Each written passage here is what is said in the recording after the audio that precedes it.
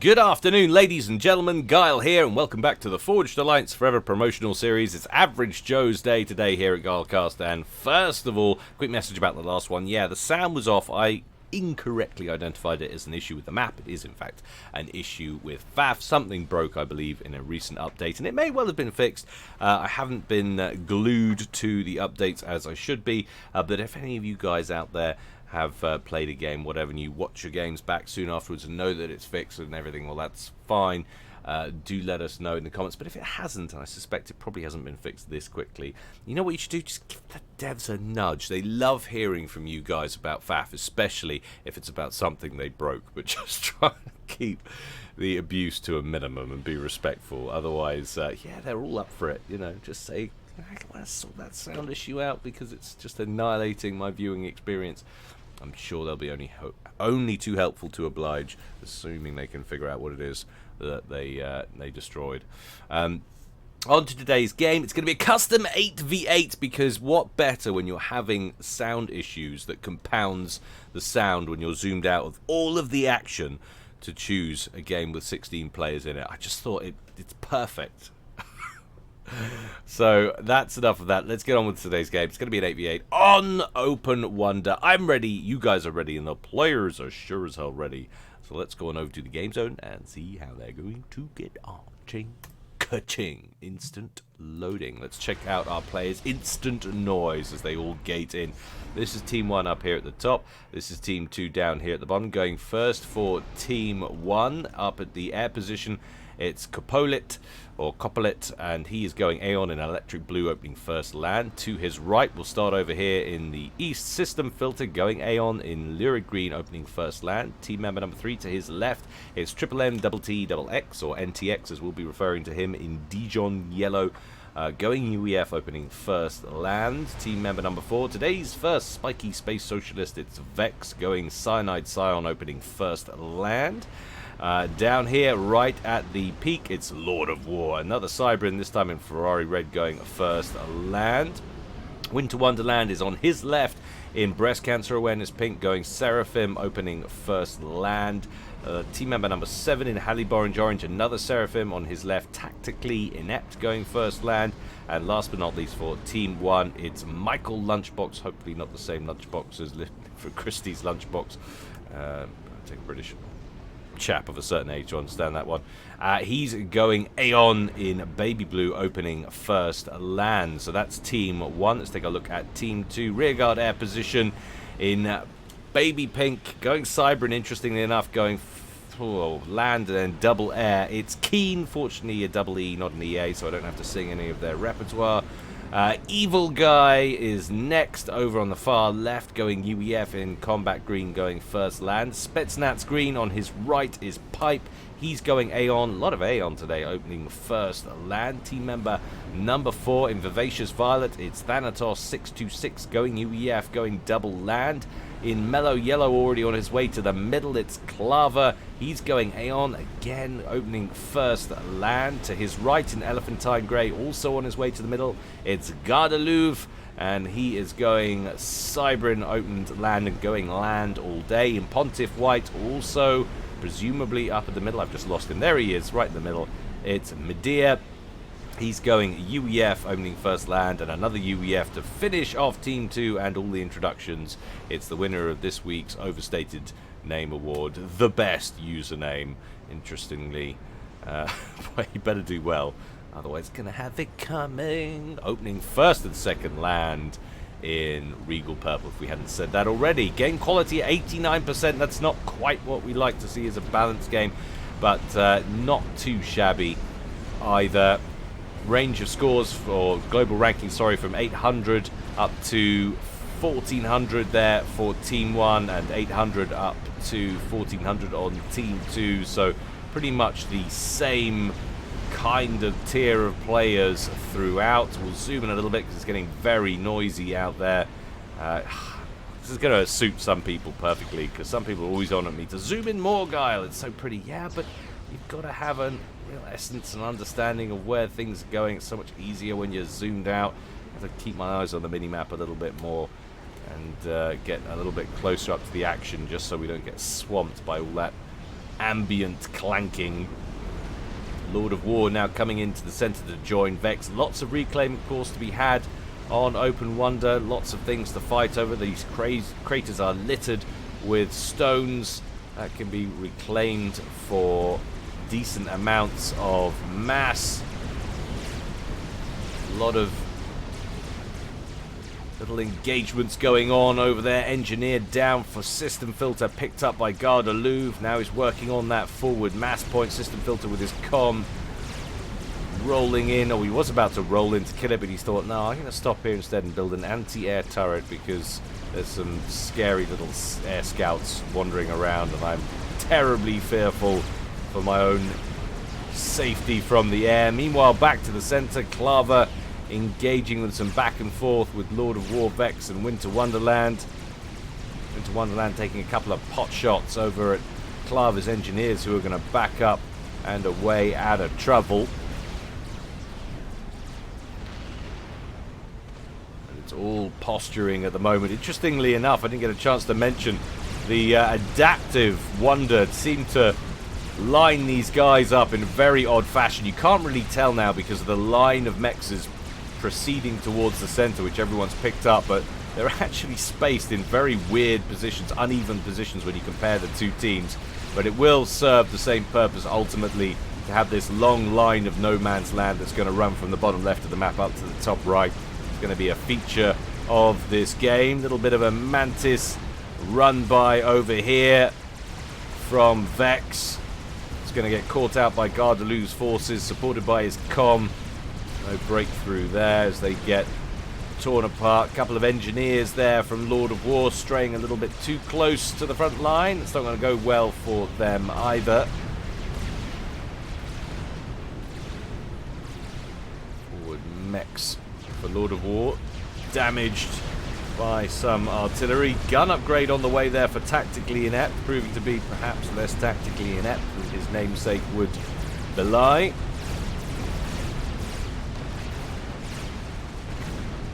FAM's advancing forward for him. Did he just cancel that or did he complete it? No, he completed it. So that is now an upgraded commander with a little extra firepower on board. It's going to give him an advantage in this area of the map. Thanatos 626 drops back with his comms, going to throw down a T1 PD. Question is, how much advancing is Tactically Inept going to do? Will he discover it and take it out? He's now going to get some support from a couple of Zuis rolling in there from Winter Wonderland, and that is the end of that little project for Thanatos, who's going to have to back up yet further. On the run in that portion of the map there, Team 2. T2 upgrade on the way for Lord of War. It's all kicking off over in the east between Medea, Garde Louvre, Vex, and NTX. A little bit of territory perhaps being yielded by Team 2. Team 1 looking strong in the very early game, inside 10 minutes here. Combined spam, Auroras and Fervors there over on the left for Michael. Pipe advancing with his commander. He's now completed the upgrade on his comm. Gun on board.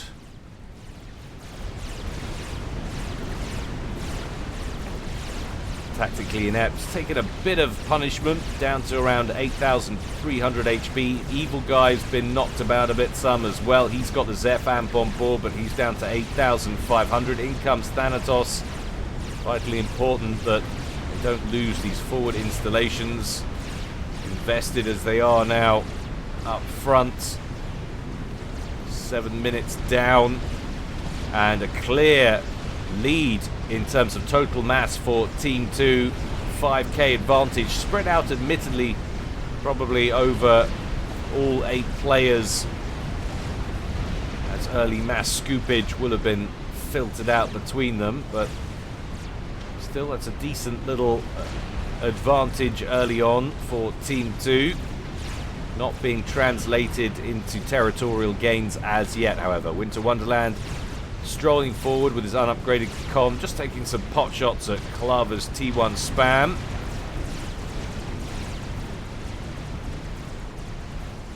Medea nearly finishing his forward position. 2 1 PDs and 4 land factories to boot. T2 upgrade on the way for the best username. 80% done there. That's going to be interesting. Once triads start getting placed over in the east and closing down System Filter's range of movement. He's trying to get a plasma cannon online here, but he's not going to succeed it. Quick overcharge onto the engineer will put that one to bed quite happily. It's always a good feeling when you force wasted resources onto your opponent through build queues they can't complete. Decent little bit of pressure from Pipe, who's amassed a pretty significant group of T1 units. All Auroras, so no unit mix really going on in this comp. NTX completes gun upgrade, damage and range. But Michael Lunchbox, right back at base, has got some Oblivion turrets going online though. 2 T2 engineers and a couple of T1s throwing that one up, and you can see it's pretty much straight corner to corner. A little bit of advantage being gained either way on the flanks. Best username did complete that T2 upgrade. He is working on some triads. That'll help lock down that position in the corner, but mustn't lose his main base. And System Filter is pushing deep now into enemy territory with his comm backed up by his T1 spam, throwing in some overcharges on piles of unsuspecting strikers as he goes. The trouble is, best username's comm all the way back up here. He's just going to have to get down here and maybe try and push in towards the center of the map with his triad creep.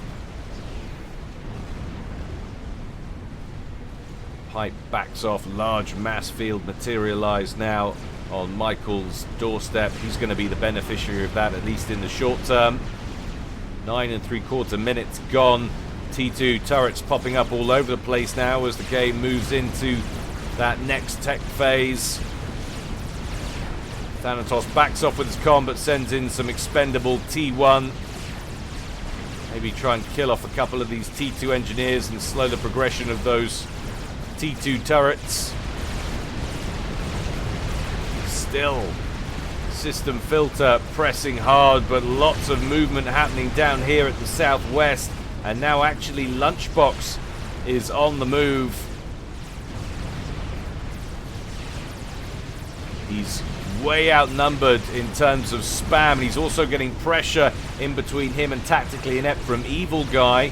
Tactically Inept with that gun upgrade, Evil Guy with gun upgrade and nano repair, so at full health he's on 13,500 HP, and he's got a 50 hit point a second regen, but takes a bit of fire there from the T2 turrets back of that forward position for Tactically Inept, and he's now well down to around 30% of his health, soon to go into the red if he takes much more punishment. Gun and speed upgrade on the way for Pipe. Tactically Inept doesn't continue to pursue. He's taken his own battering on the comm there. T2 upgrade on the way for Thanatos. 50% done there. Will he get a chance to complete? I think he probably will. This group of spans not going to be able to break through against the combined forces of Clava and Thanatos, even though there's not that much there from Thanatos. System Filter has dropped back, mainly because of that PD creep we thought would be coming in from the top right. Username can now seal off completely and continue to push towards the middle with a line of T2 turrets back over to the southwest. And that little line of Oblivion turrets has been overrun. He spams one back up only for it to get beaten down a moment later. Michael Lunchbox with 9,000 hit points on the clock. Pipe advancing and targeting his opponent's comm directly with his and that upgraded gun he's got on there, speed and range. In come the Auroras and start focusing down Michael's commander. He needs to get on the move. Definitely doesn't want to be absorbing unnecessary fire from all of that light artillery. There is another bank of Oblivion turrets back here which he's trying to retreat to, but it might be too little too late as he goes deep into the red now. 1,000 hit points left. And that looked like a T3 mobile arty shot that came to bear on that. Michael deep into the red, below 600 hit points. Still being pursued by the Auroras. He's duking left and right as best he can to try and avoid that incoming fire. It's going to be close.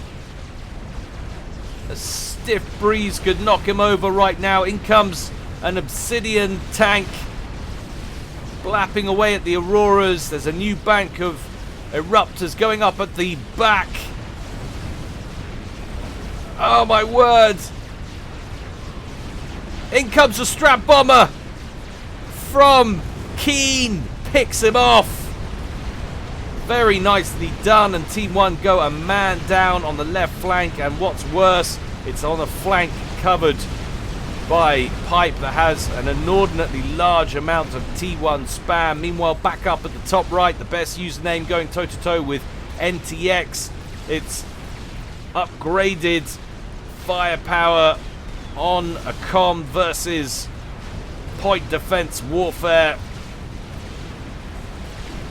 And username looking healthier than his opponent for the time being, throwing some overcharges in there. NTX on around 4,700, username on 9,600. ASF's in from Copolit to cover the skies. What he really needs is some air-to-ground firepower. That was a clutch strap bomber, turning up at just the right time though from Keen. Now Lord of War is facing some opposition up the middle from Evil Guy. Those Mongoose launching their Gatling barrages and their rocket attacks on these Cerberus turrets. But there are a lot of them, coupled with that T1 spam in the sense from Winter Wonderland. No traction to be gained there. T2 upgrade on the way for System Filter, and not before time. He really needs it. He's now to contend with usernames point defense spam. Base wars about to ensue there, he thinks. Pipe continuing the pressure. It is, however, T1 versus T2. Ilshivers, sorry. Lying in wait for these tinfoil Auroras. Unlikely there's going to be a breakthrough there. Tactically inept, throwing down a PD in his base. This is where the strongest pressure is likely to come from now from Team 2. They'll feel this is where Team 1 are weak. And there's the strap bomber that we were looking for, the shocker out from Copolit.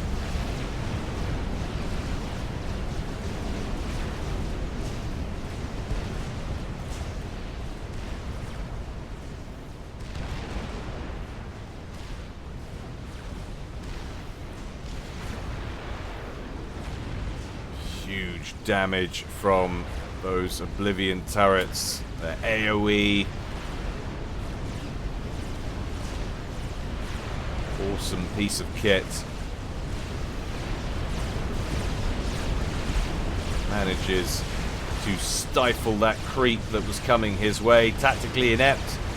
Needs to be careful, doesn't want to absorb unnecessary artillery fire. That will deplete your HP incredibly quickly. Get your cop moving, sir. I absolutely insist. Look at all of the hit points that diet cured him of. 5,200 remain. Pipe, conversely, looking very healthy indeed. And engaging directly with the comm. Can we see a second player going out for Team 1?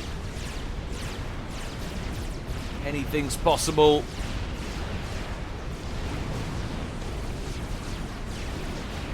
In comes that shocker from Copolit and completely misses on the first strike, but hits with the second, takes a whopping chunk out of Pipe's health there.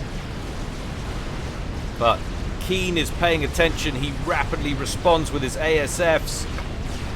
Needs to get in and kill off the strap bomber, keep his teammates comm alive. There goes one of them. There's another shocker still alive over here. Pipe down to 9,500 hit points. Down that goes. danger from the air subsides.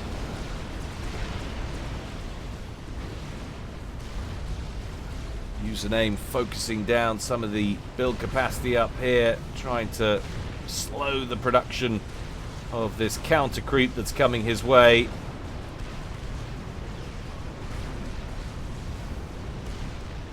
Definitely wants to remain focused with any turrets in range though on that Oblivion turret. Don't get distracted by the comm.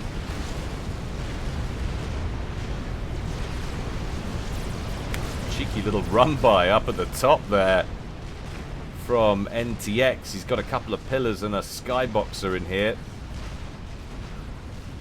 He had some artillery along with it. Be able to challenge some of those land factories. T3 Mobile, Arty in the center from Clava. Lots of Serenities. 1, 2, 3, 4, 5, 6, 7 of them. That's a huge amount of standoff capability. AoE damage. Pressure still coming on Tactically Inept. Directly from the south. Piper's dropped back a bit after his last rendezvous with a couple of strap bombers. That'll persuade the best of us to back off just a little bit. Parashield avoiding some of the incoming fire until the shield's depleted.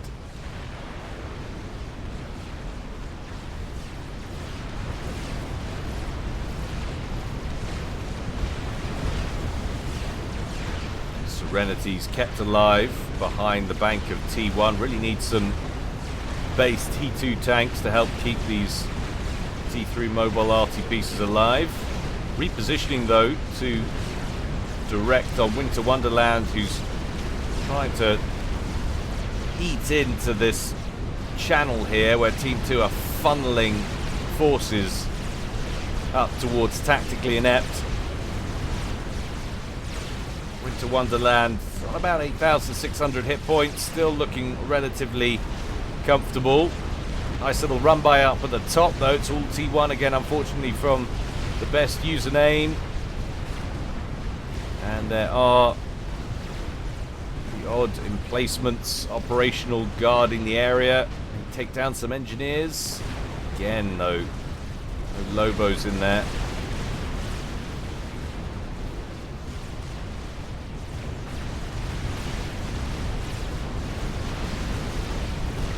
Lots of T2 tanks from NTX. They've come through System Filter's base and are working to push down from the top. However, the best username's got some reinforcements in the area there from his teammate Medea. Also trying to eat into this front line with his flapjacks. Often you hear about flapjacks doing the eating.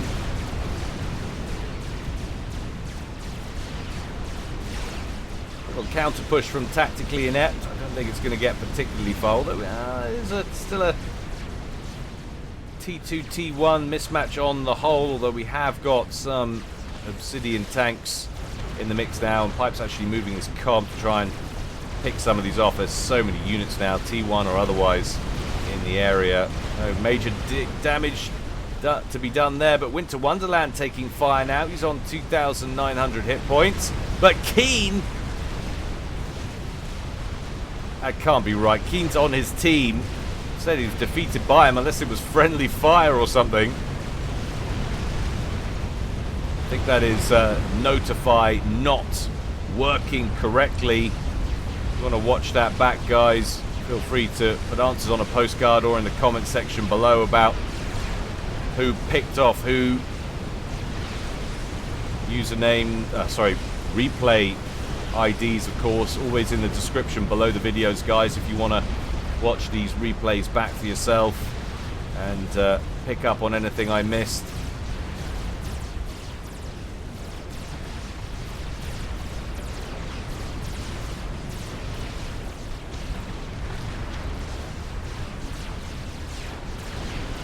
So both teams losing a corner player, and that's a lot of pressure coming from NTX and System Filter. There's a lot of T2 in here as well. That has potential. Dia's back here working on an Omni, but he has got shield coverage and he has got an assortment of his own T2 units, but they're all kind of mostly those ranged flapjacks that we saw him using to assault System Filter's front line. We haven't got a large amount of direct tank or assault bot firepower. Might as well keep running, seeing if you can put some smack down on Keen. Air engagements kicking off over the top of Team 1's territory. Little or no anti-air on the ground back there. So no actual advantage for Team 1 fighting over friendly territories. I suppose the pilots are more likely to be repatriated. And there's Keen's response. In comes some gunships. They're going to be relatively safe as well. Any ASFs that Coppolet has left after tangling with him are all the way back here. He's got superior numbers after that engagement, so that's an air engagement that's gone well for Team 2.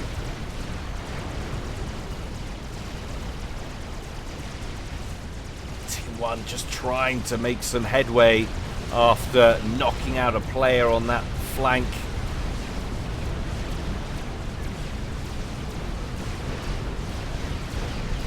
Engineers already cannibalizing the old structures up there from username.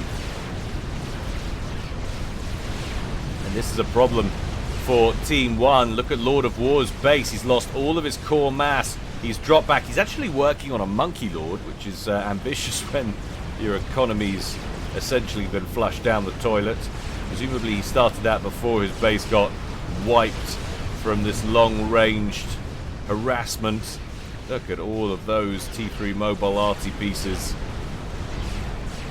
That is a bit of a tactic at the moment that's without counter. We're about to lose one of them here. Just to send the Harbingers in to finish off these two Mongoose, causing a nuisance of themselves.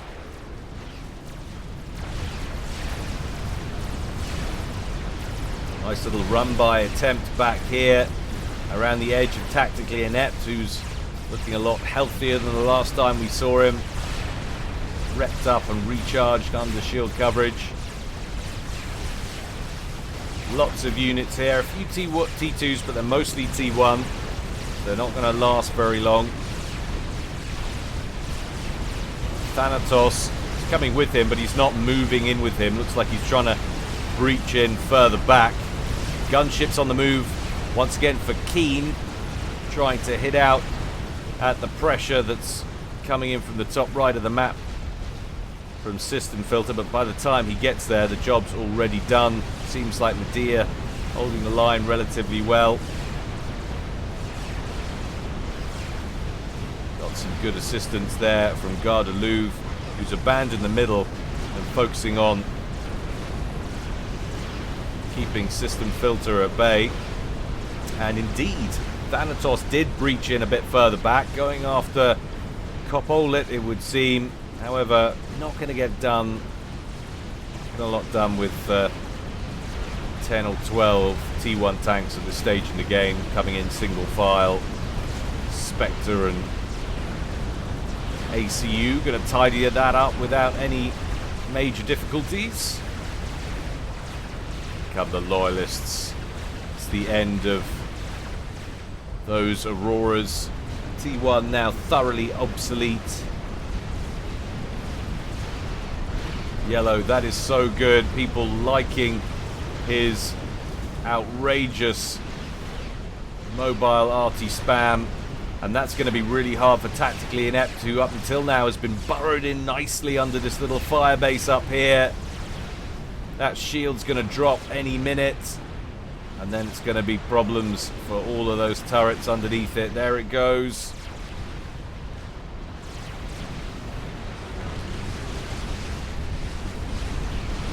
With moving them a little bit further forward. Looks like he's actually going after the units up here. Shield gen down and out. Tactically inept. Actually moving forward with his commander. Not up for yielding this position. But honestly, if all of these units stay down here, I don't see there's much else he can do. I don't know what he's going to manage with that. If he moves too much further forward with his comm, he might get gunshipped by Keen. Though Keen much more interested in the top right of the map right now as he rolls in on the forward position of System Filter, the edge of what was the best used names old base. And now these gunships just ravaging everything beneath them, unchecked and unchallenged. In come the ASFs though, maybe to do something about it from Capolit. They're going to tangle with Keen's. And I think Capolit might have more of them. Hard to say. Thanatos has completed an experimental. It's a fat boy down there at the bottom. How is that Monkey Lord getting on? Well, that's less than half done still. And sensing that they might be about to die anyway, Keen just sends those gunships in to attack System Filter's comm. Wouldn't have done that personally.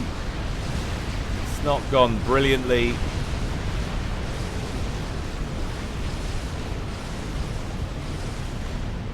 Some long-range counterfire. Looks like a miasma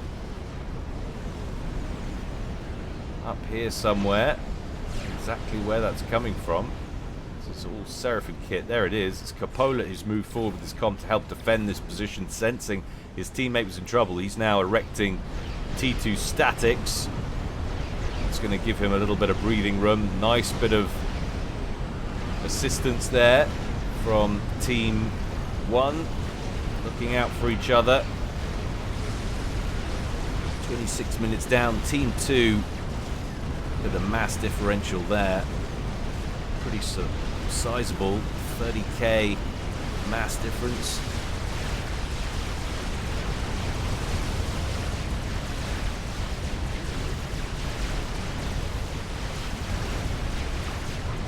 Still, once again, spread out obviously over 8 players. And now this will surely be too much for Tactically Inept to deal with, as Thanatos,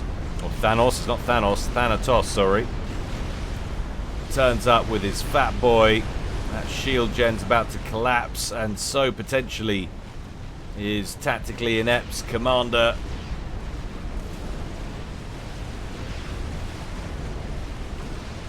Just manages to make it out of range. And now there's a lot of assistance on that Monkey Lord. Lord of War not going to get anywhere near it, having lost most of his eco. So in come the engineers from NTX and Winter Wonderland to help hurry that out. Capolit's getting in on the act as well now. They need an experimental to counter that fat boy, or so they feel. And here's a whole other group of T2 gunships going straight in on Tactically Inept. They turn up, they unleash bloody pink murder. And there's nothing inbound. In come the ASS, but it's going to be too little too late. Boom, baby! Unfortunately for Team 2, all of the gunships die in the explosion, but at least that opens up yet another door over on the left. Meanwhile, over on the right, it seems System Filter unable still to get any breakthrough. No matter how many units he throws into the mix, he has got Harbingers here. There's so much T2. Oh, hello though. NTX turning up with some Percys at just the clutch moment. Going to start pushing their way through. Lord of War completes his experimental just as the fat boy strolls into range of Winter Wonderland's base now. That Monkey Lord's going to be making its way over towards the fatty. We have got a lot of Harbingers down there, though. He doesn't want to get tangled up in those Monkey Lord's devastatingly powerful with its main cannon, but very thin on HP compared to a lot of other experimentals. Can't take much of a battering at all. Loyalists there from Gardeloup shutting down that little run-by attempt.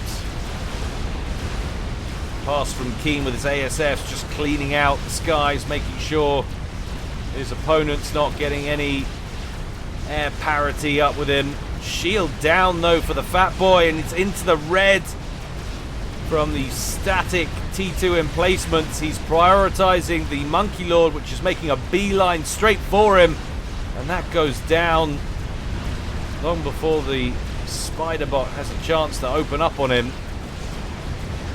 Another group of T2 gunships. Keen is just spitting out these roving gunship squadrons. What do you call a pack of gunships or a pack of helicopters? Not really a squadron, is it? Maybe it is. Little I know about military matters. But anyway, they've locked on to it, and Evil Guy gets out his massive shiny genitals and strolls on towards the Spider Bot to overcharge it, and is now going to scoop the mass. Says thank you very much, much appreciated.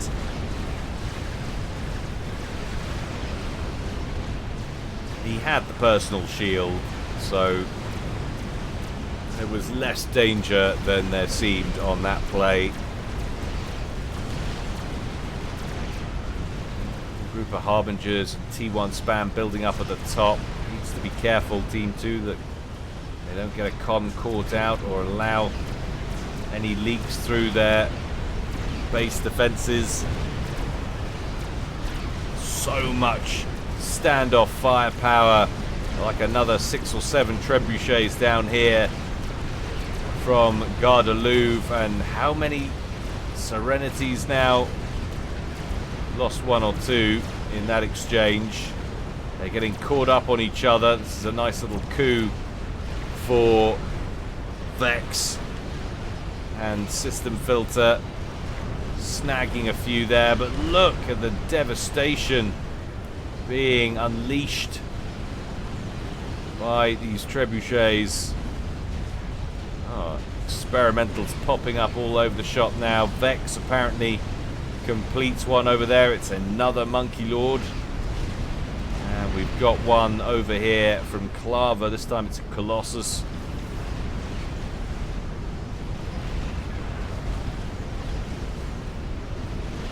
Evil Guy only about a third of the way scooping that wreck. Going to be feeding him nicely though.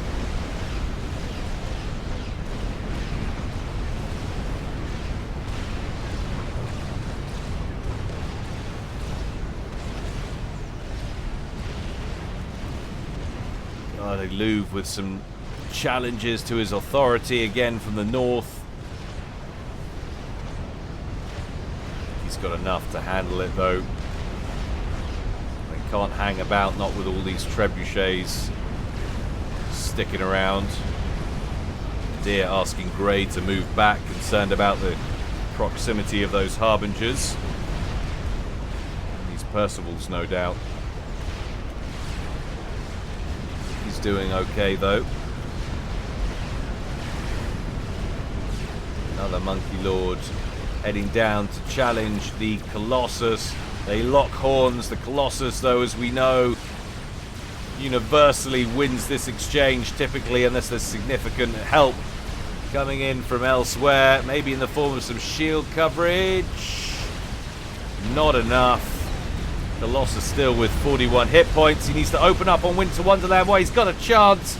Instead, he goes for Lord of War. Lord of War is going to bite the dust. Winter Wonderland, can he get 2 in a row? It's going to be very close. No, it's not. He snags 2 of them. Clava with the brutal play, and we've got another death up here. And that was from the air. That was from Keen. Picked off with what looks like an epic Corsair strike. And now they're going after NTX, who's rooted to the spot on an upgrade. 78% done on personal shield. That is a spectacular batting collapse from Team 1. And now Vex is getting primary by that Colossus, which is still rolling. 16,000 HP left. He picks off Vex as well. And that is game, set, and match right there. All fronts now pushing forward from Team 2.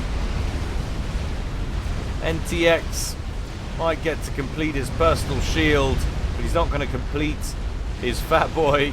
Michael, we got owned. Well, he got owned. He got picked off at the end there.